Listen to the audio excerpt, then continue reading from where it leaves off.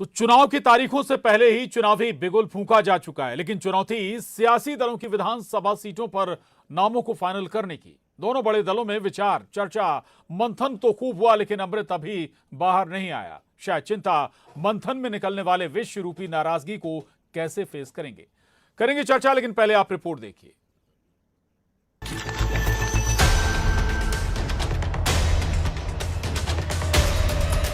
MP की सियासत एक ही ट्रैक पर दौड़ रही है। बैठकों का दौर है, चुनौती भी कांग्रेस बीजेपी के सामने एक समान, यानी जिताऊ उम्मीदवार खोजना। सूत्र बताते हैं कि देर रात दिल्ली में सीएम शिवराज ने राष्ट्रीय नेताओं के साथ 46 सीटों पर मंथन किया, जो 13 सितंबर को होने वाली चुनाव समिति की बैठक में रखे जाएंगे। इधर कांग्रेस भी भोपाल की बैठक के बाद अब दिल्ली में होने वाली स्क्रीनिंग कमेटी में नाम तय करने की कोशिश करेगी। पहली लिस्ट कब तक आ जाएगी सर? वो आराम से आएगी, हमें जब उचित होगा हम लिस्ट निकालेंगे। चलो। शिवराज सरकार में मंत्री विश्वास सारंग ने टिकट पर हो रही माथापच्ची को कांग्रेस का कंफ्यूजन बताया है। सारंग ने कांग्रेस को गुट और गिरोह में बंटी पार्टी बता डाला। जवाब देते हुए पूर्व मंत्री पीसी शर्मा ने बीजेपी पर मुगालते में रहने की बात कही और दावा भी कर दिया कि सर्वे के मुताबिक बीजेपी 60 से 65 सीटों पर सिमट रही है। कांग्रेस की स्थिति बद से बदतर है। दिल्ली से लेकर भोपाल तक और भोपाल से लेकर एक एक जिले तक कांग्रेस में 10-10 गुट काम कर रहे हैं। दिग्विजय सिंह जी की अपना राग है, कमलनाथ जी का अपना आलाप है, सुरेश पचौरी जी और अरुण यादव जी और राहुल भाई अपनी अपनी जगह ढूंढ रहे हैं। तो अपनी ढपली अपना राग जब किसी पार्टी और संगठन में होता है तो ऐसे स्क्रीनिंग भी होती है और वो स्क्रीनिंग बेनतीजा भी होती है। तो कितने मुगालते में है, समझ में नहीं आ रहा है। उनकी जन आशीर्वाद यात्रा निकल रही है, उसको पत्थर पड़ रहे हैं। वीरेंद्र उनसे सिटिंग विधायक आ गए, शेखावत जी वरिष्ठ नेता, शर्मा जी यहाँ के चालू की है 2 बार के विधायक। इसके बाद भी इन मुगालतों में है।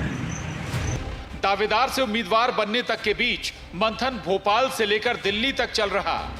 बीजेपी भी पहली सूची के बाद दूसरी लिस्ट जारी नहीं कर पा रही, जबकि लंबी बैठकों और तमाम चर्चाओं के बावजूद कांग्रेस भी जिताऊ कैंडिडेट की खोज करने की चुनौती से जूझ रही है। और हालात एक अनार 100 बीमार वाले बने हुए हैं। दिल्ली से अशरफ काजमी, भोपाल से वासु चौरे, न्यूज 18, मध्य प्रदेश, छत्तीसगढ़। जहां तो दोनों सियासी दल लगातार कोशिशों में जुटे, चर्चाओं का दौर जरूर चल रहा है। भोपाल में भी बैठकें हो रही हैं, भोपाल के बाद दिल्ली में भी बैठकें हो रही हैं। स्क्रीनिंग कमेटी के सामने चुनाव समिति के साथ चर्चाओं का दौर जारी है, लेकिन फाइनल सूची पर अभी तक दोनों बड़े सियासी दल नहीं पहुंच पा रहे हैं। हालांकि बीजेपी ने जरूर 39 नामों को फाइनल कर पहली लिस्ट जारी कर दी, लेकिन बावजूद जो 103 आकांक्षी सीटें जिसका बीजेपी बार बार जिक्र कर रही थी, उन पर अभी तक कोई फैसला हो नहीं पाया। और इसी अंदाज में अगर हम कहें तो कांग्रेस भी उन्हीं ऐसी ही सीटों पर प्राथमिकता से तैयारी कर रही थी या उन नामों को तय करने की कोशिश कर रही थी जो लगातार हारी है, लेकिन कांग्रेस भी अभी तक कोई नाम घोषित नहीं कर पाई। हमारे साथ डॉक्टर दुर्गेश केसवानी जी, प्रवक्ता बीजेपी, जुड़ गए हैं। 2 और खास मेहमान हमारे साथ जुड़ेंगे, भूपेंद्र गुप्ता जी, उपाध्यक्ष और साथ ही वरिष्ठ पत्रकार भी हमारे साथ जुड़ेंगे। लेकिन पहले दुर्गेश जी आपके पास आऊंगा मैं। दुर्गेश जी, 103 आकांक्षी सीटों का लगातार आप जिक्र कर रहे थे कि भाई हमारी प्राथमिकता में है ये 103 सीटें, लेकिन 39 पर कांटा अटक गया, उससे आगे सूची बढ़ी नहीं रही। देखिए प्रशांत जी, कहीं कोई कांटा नहीं रुक गया है, सब कांटे चल रहे हैं और निश्चित रूप से सही समय पर सब कांटे एक से साथ मिल भी जाएंगे, जिस आप उसको समय की बात कर रहे हैं। निश्चित ही हमने जो आकांक्षी सीटों की आप जो बात कर रहे हैं उस पर मंथन हुआ, क्योंकि हम जीत से उत्साहित नहीं होते हैं, हार से विचलित नहीं होते हैं। और हमने जब हार की समीक्षा की तो उन 103 सीटों पर निश्चित रूप से हमने वर्कआउट किया। उसमें से हम 39 सीटों पर अपने उम्मीदवारों को घोषित कर चुके हैं और भी हमारी एक्सरसाइज चल रही है। हमारा प्रदेश नेतृत्व, केंद्रीय नेतृत्व सतत आपसी बैठकें करते हुए हम आगे बढ़ रहे हैं। पर आज तो जवाब उन लोगों को देना चाहिए, जैसा माननीय विश्वास जी ने कहा, जो धड़ों में बटी हुई कांग्रेस है, जो गिरोह में बटी हुई कांग्रेस है, जो गुटों में बटी हुई कांग्रेस है, जो कबीलों में बटी हुई कांग्रेस है और जो टुकड़ों में बटी हुई उनसे जवाब जरूर लेंगे, भूपेश जी जोड़ेंगे तो उनसे भी जवाब लेंगे, लेकिन आपने सही समय का जिक्र किया। ठीक बात है, हर सियासी दल सही समय का इंतजार करती है, लेकिन हमारा सवाल केवल आपके दावों के लिहाज से था। उन्हें 103 सीटों का जिनका आप लोग बार बार दावे करते रहे, 39 पर रुक गए, इसीलिए ये सवाल है और उठेगा भी।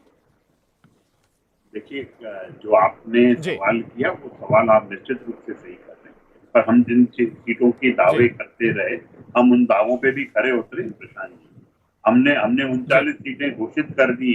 जो हमारे कार्यकर्ताओं को, जो 39 घोषित कार्यकर्ता हैं, वो अपने अपने क्षेत्र में काम करना शुरू कर चुके हैं। जनता से मिल रहे हैं, जनता के समस्याएं जान रहे हैं, जनता के दुखों में, कष्ट में, तकलीफ में खड़े रहने का काम हमारे लोग करते हैं। और निश्चित रूप से जब जनता के बीच से जब आवाज निकल कर आती है, हम उसको सम्मान करते हुए उसको योजना के रूप में निश्चित ही जनता के बीच में लाते हैं।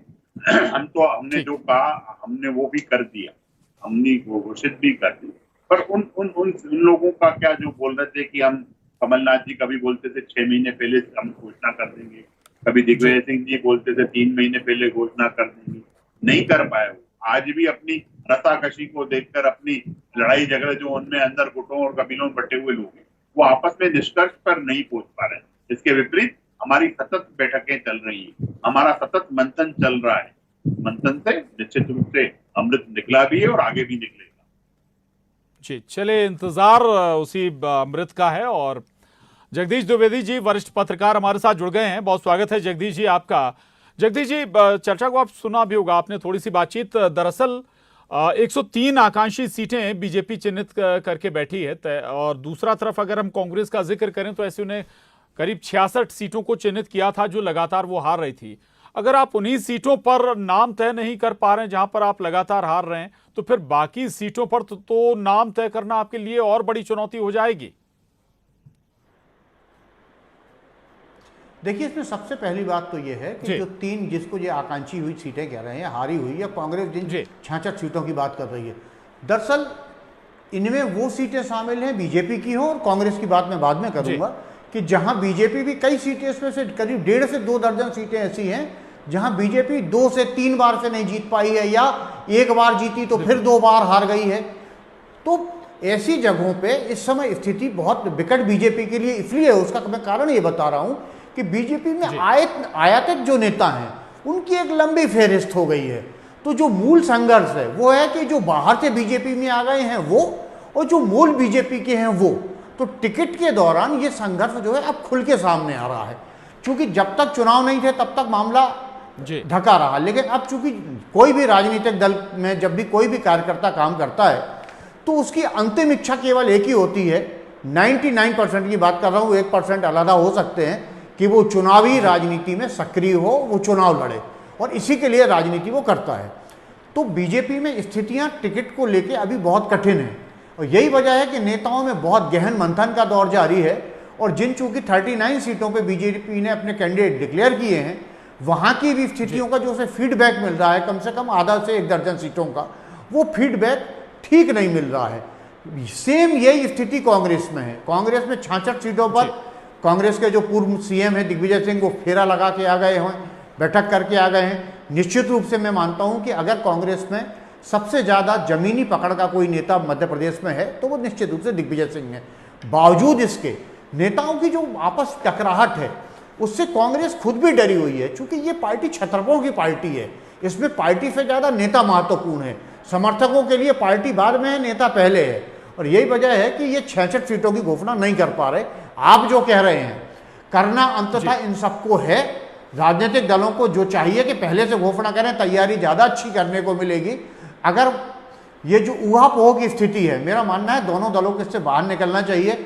देखिए, विद्रोह तब भी होना है, विद्रोह अब भी होना है, उसको तो डैमेज कंट्रोल करना ही पड़ेगा दोनों दलों में, और ये स्वाभाविक सी प्रक्रिया है। और 90% विद्रोह थमते हैं। हमने अपने लंबे पॉलिटिकल एनालिसिस रिपोर्टिंग में देखा है कि विद्रोह होते हैं लेकिन अंततः वो थमते हैं। तो राजनीतिक दल, लेकिन इस बार क्या है, लड़ाई बहुत कांटे की है।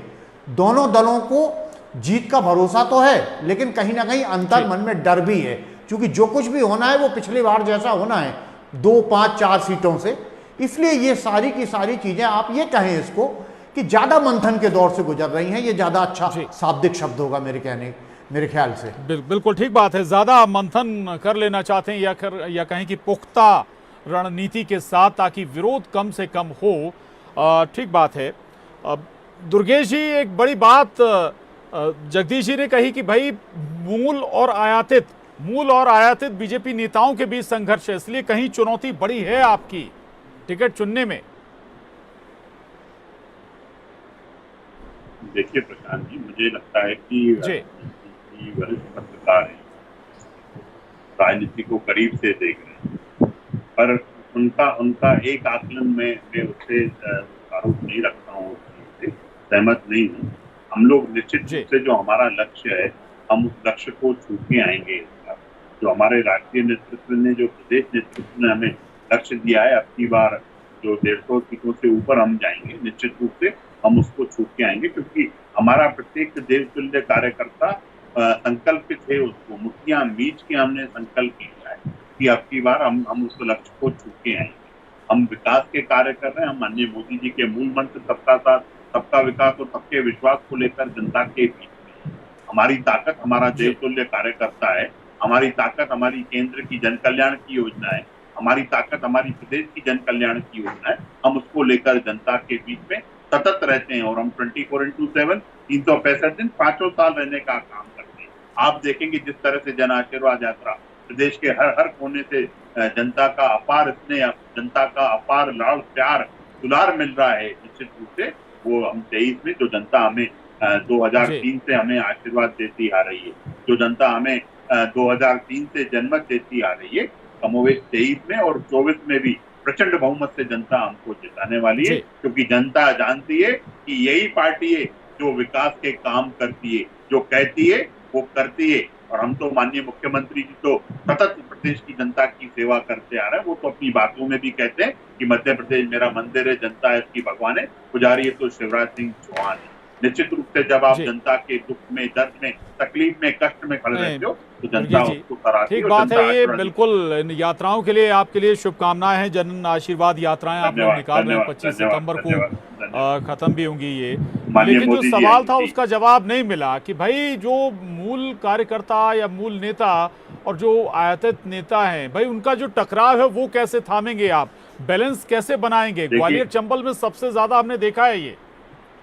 जी देखिए, कहीं कोई टकराहट की कोई बात नहीं है कहीं, क्योंकि जो कार्यकर्ताओं ने भाजपा की रीति नीति को, सिद्धांतों को मानकर हमारे दल में आए हैं, शपथ लिए, उन्होंने संकल्प लिया है, तो निश्चित रूप से उसके बाद कोई वो नहीं हो जाता है। कार्यकर्ता कहीं कोई नाराज नहीं है। हमारा प्रत्येक कार्यकर्ता की चिंता हमारा संगठन करता है। आज अगर मेरे संगठन ने मुझे जैसे छोटे कार्यकर्ता को चुना है तो मैं आपके समक्ष बैठ के बात कर रहा हूँ। ऐसे ही प्रत्येक कार्यकर्ता को संगठन दायित्व देता है, क्योंकि सर्वश्रेष्ठ में से भी ज्यादा सर्वश्रेष्ठ निकालना है। निश्चित रूप से वो एक टफ टास्क हो सकती है, एक डिफिकल्ट काम हो सकता है, पर हमारा संगठन निश्चित रूप से प्रत्येक कार्यकर्ता का मूल्यांकन करता है, उस हिसाब से प्रत्येक कार्यकर्ता को काम देता है और बाकी सब कार्यकर्ता ताकत के साथ मिलकर, क्योंकि भारतीय जनता पार्टी पार्षद से लेकर पार्लियामेंट का चुनाव पूरे दमखम के साथ लड़ती है, तो प्रत्येक कार्यकर्ता उनको ताकत देने का काम करता है। हमारा नेतृत्व भी हमारे साथ रहता है और जनता के बीच में हम विकास के कार्य को लेकर जाते हैं। और ऐसे टकराहट वाली बात, ऐसी किसी गुटों की बात, ये कहीं कोई नहीं है। हमारा सिर्फ एक ही, सब लोग एक छतरी के नीचे, वो कमल की हम लोग सब संगठन के साथ हैं। ठीक है, चलिए जगदीश जी, चूंकि अब मूल और आयातित का जिक्र ही हुआ है तो इस पर जरूर थोड़ा सा आप रोशनी डालिएगा कि भाई ग्वालियर चंबल में ही कुछ ऐसे नेता जिनकी सियासत ही सिंधिया विरोध पर केंद्रित रहती थी, आज क्या उनके सामने चुनौती नहीं? क्या वहां टकराव की स्थिति नहीं होगी? और स्वाभाविक है कि सिंधिया भी चाहेंगे कि अपने उम्मीदवारों, अपने ज्यादा से ज्यादा कैंडिडेट को टिकट दिलाएं। जगदीश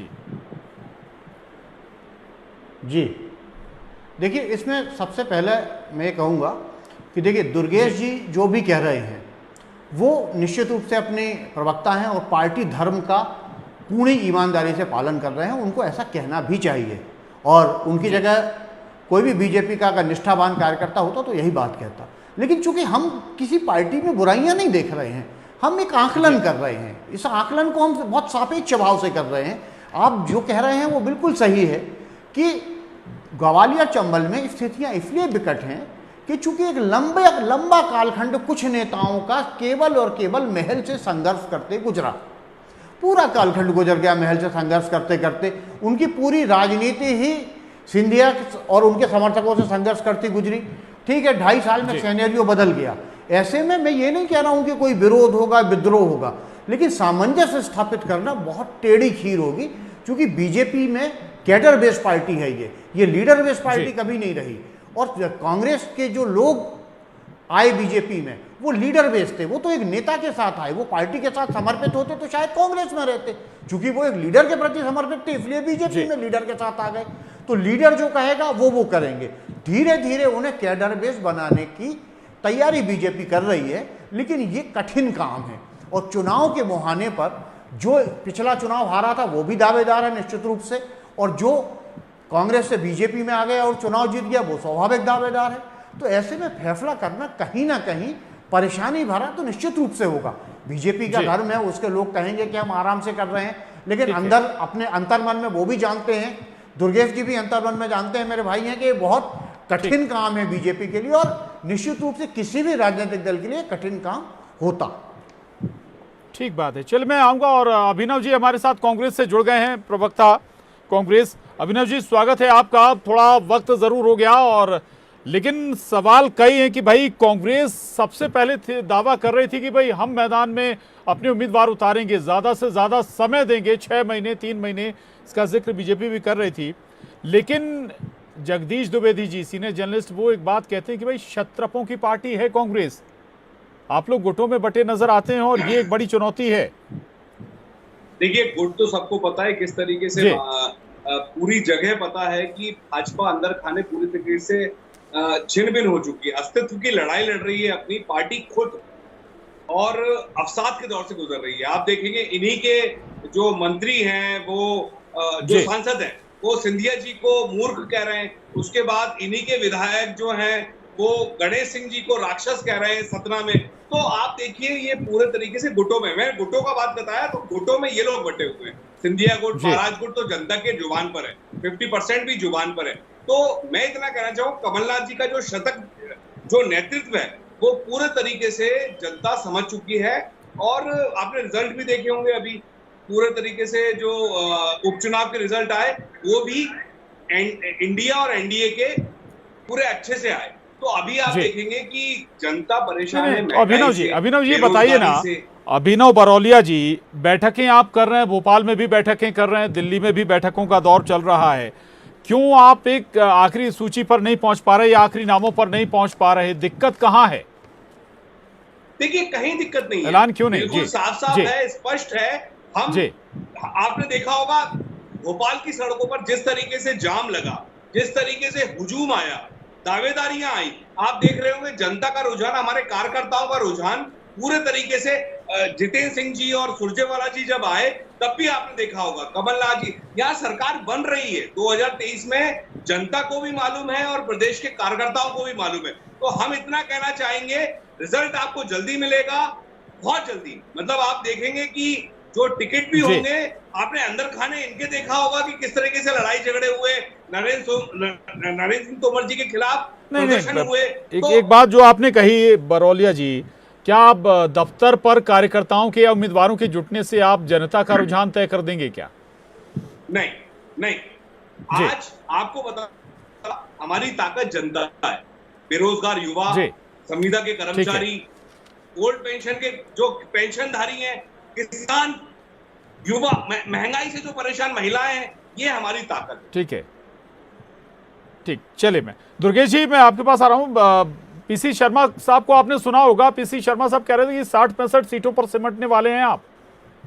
दुर्गेश जी, देखिए ये वो लोग दम कर रहे हैं जो डबल डिजिट में नहीं आएंगे।